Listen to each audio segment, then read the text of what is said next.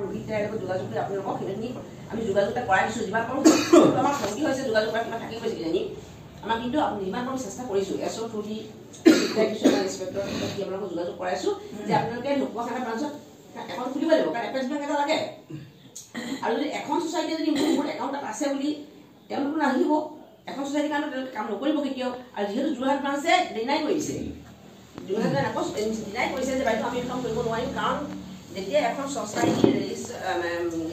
apex বেংকৰ আণ্ডাৰত যদি লোৱা হয় তেতিয়া এপেক্স বেংকৰ মানুহ আমি আহি থাকিব লগা হয় আৰু ব্ৰহ্মপুত্ৰখন অৱস্থা এয়াই আজিতো টেষ্টৰ কথা যদি বুজি পাইছোঁ কথাটো কৈছোঁ আমি কেতিয়াবা মাজত ফেৰি হেৰি হৈ যায় তেওঁলোকে আহি মানে কাম কৰিবলৈ ইচ্ছা নকৰে গতিকে আমাক হেড অফিচত আমি জনালোঁ হেড অফিচৰ গ্ৰুপত আমি ডেইলি উত্তৰ দি আছোঁ এতিয়া প্ৰায় ডেইলি নহয় প্ৰায় উত্তৰ দি আছোঁ তাৰপিছতে আমাক ঢকুৱাখানা ব্ৰাঞ্চটোৰ কথা ক'লে ঢকুৱাখানা ব্ৰাঞ্চটোৰ কথা ক'লে আমিয়ে ক'লোঁ কথাটো যে ঢকুৱাখানা ব্ৰাঞ্চ আমাৰ ওচৰ হয় এতিয়া ক'লে আপোনালোকে আমাৰ গোটেই অসমতে 2খন ডিষ্ট্ৰিক্ট আছিলে মৰিগাঁও নে কোন আছিলে আমি আছিলোঁ বেংকৰ মাছ থকা বোলে আপোনালোকে ওচৰৰ ব্ৰাঞ্চ ঢকুৱাখানা কৰি লওক হয় নাই এতিয়া আমাৰ কাৰ খোলাবলৈ ব্ৰাঞ্চ বাকী আছে গৰম খোলা লাগে ঢকুৱাখানা ব্ৰাঞ্চত এইটোৱে বেয়া কথা কি যাম কৰি আছে আপোনাৰ একাউণ্ট হৈ গ'ল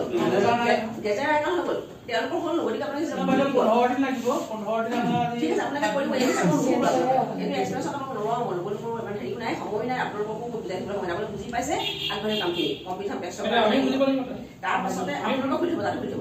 আপোনালোকে নতুন চাইটি আৰু আপোনালোকক কৈছোঁ দেই তাত খুলিব একাউণ্ট খুলিব তাৰপিছতে আপোনালোকৰ আহিলে বাকী মেম্বাৰশ্বিপ ৰেজিষ্ট্ৰেশ্যন আপডেট কৰিব লাগে কেনেকৈ কৰিব লাগে আধাৰ কাৰ্ড পেন কাৰ্ড লৈ যিখিনি ডিটেইলছ লাগে মেম্বাৰশ্বিপৰ যিটো